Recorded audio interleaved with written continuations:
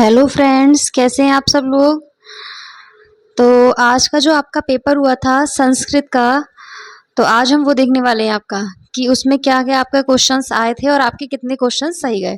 तो देखिए जल्दी जल्दी क्या है, हम देख लेते हैं कि आपके क्या है, कितने किसका कौन सा आंसर है। ठीक है, आप लोग देखिए और आप बताना कि आपके कितने नंबर का यहाँ पे सही हुआ है। ठीक है, तो देखिए आपका क्या है, मार्गशीर्षः शब्द किस महीने का बोधक है। तो देखिए मार्गशीर्ष जो आपका शब्द है वह क्या है, अगहन का आपका क्या है, बोधक है। ठीक है, अगहन को हम कहते हैं मार्गशीर्ष। नेक्स्ट आपका क्वेश्चन था मधु शब्द का सप्तमी विभक्ति बहुवचन का रूप है। तो मधु शब्द का जो सप्तमी विभक्ति बहुवचन का रूप है वह क्या है, मधुषु। तो ये आपका क्या है, मधु के जो रूप है वह आपके गुरु के रूप की तरह चलेंगे। ठीक है, जो मैंने आपकी क्या है मैराथन वीडियो बनाई थी उसमें मैंने आपको सब बताया था कि इकारांत उकारांत ये सब चीजें क्या होती हैं, और वहां से आपको बहुत सारी चीजें मिली हैं। आज आपको क्या है उस वीडियो को देख के बहुत क्या है, बहुत सारे क्वेश्चंस आपको मिले होंगे आज। ठीक है, नेक्स्ट आपका क्वेश्चन था संस्कृत में वचन कितने प्रकार के होते हैं। तो संस्कृत में वचन कितने होते हैं आपके, 3 प्रकार के होते हैं, एक वचन, द्विवचन और बहुवचन। नेक्स्ट आपका क्वेश्चन था संस्कृत विश्व की प्राचीनतम भाषा है, वाक्य में किस पद में संबंध कारक है। तो संबंध क्या होता है, का की रारी रे, तो संबंध में क्या है, विश्व की।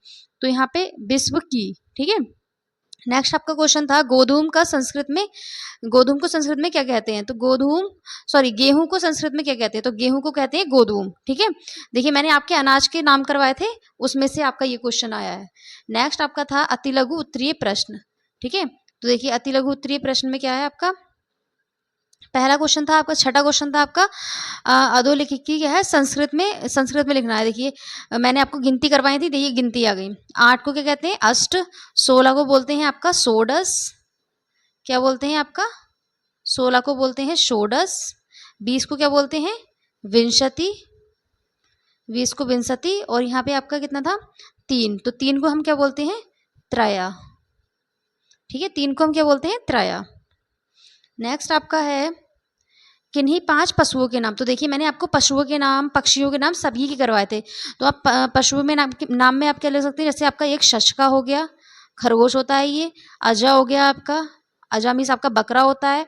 ठीक है, गजा लिख सकते हैं आप, गजा मीन्स आपका हाथी होता है। ठीक है, सिंह लिख सकते हैं, सिंह मीन्स आपका शेर होता है। ठीक है, गर्दवा लिख सकते हैं, गर्दवा मीन्स आपका क्या होता है, आपका गधा होता है। अश्वा हो गया, अश्वा मीन्स आपका क्या होता है, घोड़ा होता है। तो देखिए आपके 6-7 आपके हो गए। तो ये हो गया आपके पशुओं के नाम। नेक्स्ट है आपका उद्योगिनम पुरुष सिंह मुपैती लक्ष्मी सूक्ति का हिंदी में अर्थ लिखना है। तो देखिए इसका हिंदी में अर्थ क्या था कि जो पुरुष कर्म करते हैं, जो पुरुष कर्म करते हैं लक्ष्मी क्या है उन्हीं के पास आती है। ठीक है, लक्ष्मी क्या है उन्हीं के पास आती है। ठीक है, तो इसका आपका ये है, इसका सूक्ति का अर्थ कि कर्म करने वाले पुरुषों के पास ही क्या आती है, लक्ष्मी का मतलब है धन। ठीक है, लक्ष्मी यहाँ पे इसका मतलब है धन। ठीक है, नेक्स्ट और ये उद्योगी नहीं, यहाँ पे उसका मतलब है आपका कर्म। ठीक है, कार्य से। तो इसका अर्थ हो गया आपका ये। नेक्स्ट था आपका पट धातु लट लकार मध्यम पुरुष के तीनों वचनों को लिखना है। देखिए मैंने पट धातु के आपके सारे ही रूप कराए थे। ठीक है, तो पट धातु में लट लकार, तो इसका मतलब वर्तमान काल में पूछ रहा है। तो पटती पटता पठंती पटसी पटथा पठत। मध्यम पुरुष में क्या आएगा, पटसी पटथा पटसी पटसी पटथा पठत पठत। ठीक है, ये हो गया आपका मध्यम पुरुष के तीनों वचन।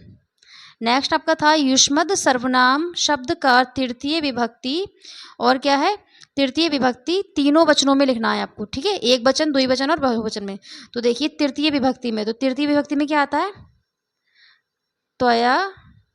ठीक है, त्वया और युवयो युवयो युवाभ्याम, युवाभ्याम आएगा यहाँ पे, युवाभ्याम युवाभ्याम। तो ये आपका एक वचन में, द्विवचन में और बहुवचन में आता है आपका युष्माभि। क्या आता है, युष्माभि। ठीक है, तो ये आपका हो गया एक वचन, द्विवचन और बहुवचन, और विभक्ति कौन सी है, तृतीय विभक्ति में। नेक्स्ट है आपका ता विद्यालयम आगच्छन। तो देखिए यहाँ पे क्या है, ता मतलब आपका क्या है, स्त्रीलिंग में है ये। ठीक है, तो ता मतलब सा ते तो। ठीक है, तो ता मतलब बे दोनों, बे दोनों। आगच्छन का मतलब है ये भूतकाल की बात है, तो बे दोनों विद्यालय वे दोनों विद्यालय गईं। वे दोनों विद्यालय गईं। ठीक है, तो ये हो गया आपके अति लघु। नेक्स्ट आपका था भाववाचक संज्ञा को परिभाषित कीजिए। तो देखिए भाववाचक संज्ञा क्या होती है, जो आपके क्या है गुण, गुण, दोष, बेसंज्ञा, जो क्या है व्यक्ति के गुण, दोष और क्या है दशा के बारे में बताती है, वह क्या होती है आपकी भाववाचक संज्ञा होती है। ठीक है, वह क्या होती है आपकी भाववाचक संज्ञा होती है। तो भाववाचक संज्ञा जैसे आपकी क्या हो गया, मित्रता हो गई, ये आपका भाव है मित्रता। ठीक है, ईमानदारी हो गया, आपका ईमानदारी हो गया। ठीक है, और क्या है आपका क्रोध हो गया। ठीक है, या ये भी आपके भाव है एक, तो ये आपके क्या है भाववाचक संज्ञा। नेक्स्ट है आपका क्रय धातु के लंग लकार के तीनों पुरुषों एवं तीनों वचनों के रूप लिखना है आपको। ठीक है, तो तीनों वचनों के रूप आपने लिख दिए होंगे, क्योंकि मैंने बताए हैं आपको ये कैसे चलेंगे। जैसे आपका पट में चलते हैं, पट धातु में, उसी प्रकार से। तो आपका क्या है यहाँ पे लंग लकार है, तो इसका मतलब भूतकाल। तो यहाँ पे कैसे चलेगा आपका, तीनों वचनों में लिखना है आपको। तो यहाँ पे आपका आएगा आकरोत, आकरोत, आक्रूतम, मैंने बताया था ता ताम ना, ऐसे बताया था ना मैंने आपको। तो आकुरुताम, आकुरुताम और आकुर्बन, आकुर्बन। ठीक है, ये हो गया आपका एक वचन का। ठीक है, और द्विवचन का क्या हो गया, देखिए द्विवचन का होगा आपका अकरो, आकरो, आकुरुतम,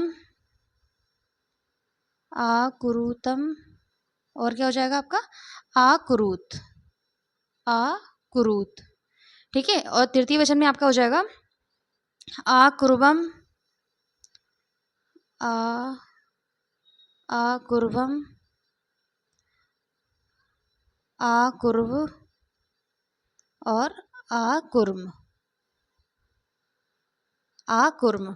ठीक है, तो ये आपका हो गया तीनों वचनों में आपका क्या हो गया किराय धातु का लंग लकार रूप। नेक्स्ट था आपका संस्कृत भाषा में व्याकरण का क्या महत्व है, ये आपने लिख ही दिया होगा, मैंने आपको क्या है करवाया था ये। संस्कृत भाषा में व्याकरण का ज्ञान क्या होता है, व्याकरण में क्या क्या आते हैं आपके विराम चिन्ह आते हैं। ठीक है, और क्या क्या आएगा आपका विभक्ति, वचन।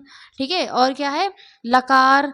तो इन सब का प्रयोग संस्कृत भाषा में क्या है, व्याकरण का प्रयोग, इन सब का प्रयोग क्या है व्याकरण के अंतर्गत ये सब आते हैं, विभक्ति, वचन, लकार, कारक। ठीक है, तो इनका उपयोग क्या है संस्कृत में बहुत है, तो जो जो उपयोग होगा वो आपने लिख ही दिया होगा। ठीक है, नेक्स्ट है आपका संस्कृत शिक्षण में इंटरनेट की उपयोगिता पर प्रकाश डालिए। तो देखिए इंटरनेट की उपयोगिता है, तो संस्कृत शिक्षण में क्या उपयोगी है, जैसे कि आपका श्रव्य द्रव्य सामग्री हो गई, श्रव्य सामग्री हो गई, दृश्य सामग्री हो गई। तो इससे क्या है संस्कृत शिक्षण में बच्चों को क्या है, अगर आपका फलों के नाम नहीं आ रहे हैं, फलों के नाम, पक्षियों के नाम, पशुओं के नाम हम क्या है टीवी में दिखा सकते हैं और बच्चों को सिखा सकते हैं। तो यही इनकी ऐसी उपयोगिता है। इसमें क्या है आप बहुत सारा लिख सकते हैं कुछ भी। ठीक है, इसी के आधार पे। नेक्स्ट है आपका अधोलिखित वाक्यों को संस्कृत में अनुवाद कीजिए। तो देखिए हरि को नमस्कार है, तो इसका मतलब ये आपका क्या है वर्तमान काल में है, तो आपका क्या हो जाएगा हरिये, हरिये नमः, हरिये नमः।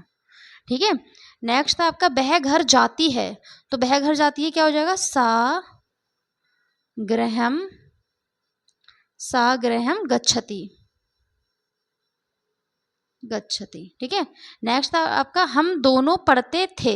तो हम दोनों की क्या होती है अहम आवाम। ठीक है, आवाम होती है ना हम दोनों की, तो आवाम पढ़ते थे मतलब क्या है भूतकाल की बात है, तो यहाँ पे आ जाएगा क्या हो जाएगा आपका हम दोनों पढ़ते थे आ पठाव, आ पठाव। ठीक है, नेक्स्ट है आपका वृक्ष से पत्ते गिरते हैं। तो यहाँ पे क्या है पत्ते गिरते हैं, तो आपका क्या है अपादान कारक है, तो वृक्षात, वृक्ष की होगी वृक्षात पत्राणी, पत्राणी पतंती, पतंती। ठीक है, तो आपके हो गए ये सारे वाक्य। ठीक है, नेक्स्ट है आपका श्लोक आया था, अधोलिखित श्लोक का हिंदी में भावार्थ लिखिए। तो अभिवादन शीलस्य नित्यम वृद्धो वृद्धोप सेविनः, मतलब बड़ों के अभिवादन मतलब बड़ों को प्रणाम करने और प्रतिदिन वृद्धों की या बुजुर्गों की सेवा करने। ठीक है, बड़ों को प्रणाम करने और प्रतिदिन वृद्धों की सेवा करने से हमें आयु, विद्या, यश और बल चारों चीजों की वृद्धि होती है। ठीक है, आयु, विद्या, यश और बल चारों चीजों की क्या होती है? वृद्धि होती है।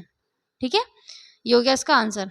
नेक्स्ट है आपका संस्कृत भाषा शिक्षण में आदर्श वाचन के महत्व पर प्रकाश डालिए। तो मैंने आपको देखिए आदर्श वाचन पढ़ाया था। तो आदर्श वाचन क्या होता है? शिक्षक द्वारा किया गया वाचन क्या होता है? आदर्श वाचन कहलाता है। और जो बच्चे होते हैं वह क्या है? शिक्षक का अनुकरण करते हैं, शिक्षक को अवलोकन करते हैं, तो वह क्या है? ऐसा वाचन आपका क्या कहलाता है? आदर्श वाचन कहलाता है। और जो आपका शिक्षक है, शिक्षक क्या है? शिक्षक का जो वाचन है वह क्या होता है? शुद्ध और क्या है? क्रमबद्ध होना चाहिए, तभी वह वाचन क्या है? आदर्श वाचन माना जाएगा। तो इसका जो शिक्षण, भाषा शिक्षण में, संस्कृत भाषा शिक्षण में क्या क्या महत्व है? तो आपने बता ही दिया होगा कि इसका क्या क्या महत्व है। इससे बच्चे क्या है? जल्दी सीखते हैं आदर्श वाचन से, क्योंकि बच्चे आपको शिक्षक सिखाएगा तो बच्चा क्या है? जल्दी सीखेगा। और आप क्या है? इसी तरह से आप और भी सारे प्रयोग मतलब महत्व लिख सकते हैं। ठीक है, तो ये आपका हो गया संस्कृत का। मैंने आपका सब बता दिए कि इसके क्या क्या आंसर होंगे आपके। तो आप लोग मुझे बताना कि आपका कितना स्कोर रहा आउट ऑफ 25। ठीक है, आप लोग बताना कितना आपका स्कोर रहा। तो यहाँ पे आपके फर्स्ट सेमेस्टर के सारे ही पेपर हो गए हैं। तो अब आपका क्या है? सेकंड सेमेस्टर में आप लोग आ गए हैं, सेकंड सेमेस्टर में। ठीक है, तो अब हम स्टार्टिंग से अपनी सेकंड सेमेस्टर की क्या है? स्टार्टिंग से प्रिपरेशन करेंगे पूरी। ठीक है, सारा ही जो आपका कोर्स है, कोर्स में टॉपिक वाइज, ठीक है, टॉपिक वाइज और क्या है? सब्जेक्ट वाइज, टॉपिक वाइज और सब्जेक्ट वाइज सारे ही क्या है? हम सारे ही सब्जेक्ट को कवर करेंगे। ठीक है, एक एक करके, एक एक टॉपिक डेली। ठीक है, तो आप लोग मुझे कमेंट में बताना कि हम सेकंड सेमेस्टर की तैयारी कब से स्टार्ट करें। ठीक है, और बाकी आपको वीडियो अच्छी लगी हो तो लाइक कर देना, सब्सक्राइब कर लेना, और क्या है? अपने फ्रेंड्स में भी शेयर कर देना। ठीक है, बाय।